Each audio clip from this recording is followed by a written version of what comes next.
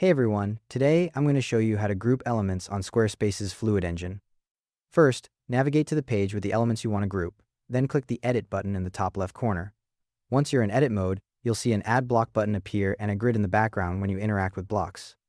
Now, to select multiple blocks at once, click in an empty area of your section background, not on a block itself.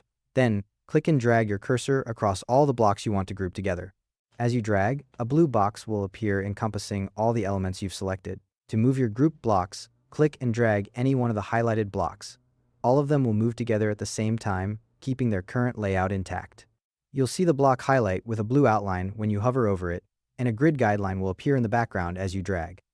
If you want to align your grouped blocks, keep them selected and click the Align Group button in the toolbar. This brings up alignment options. You can align them to the top, center, or bottom, and left, middle, or right. You can also resize all the group blocks together.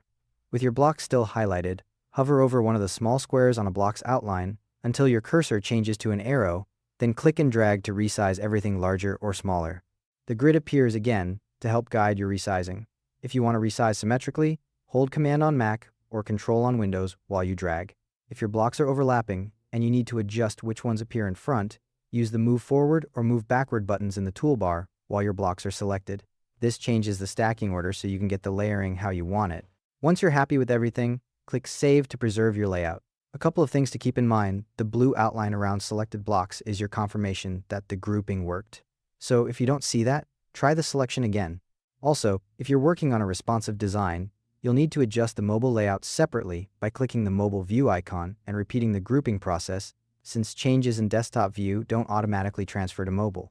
And remember, blocks can only be moved within the page content area where they were originally added. You can't drag them between different pages or separate content sections. And that's how it's done. Thanks for watching. See you in the next one.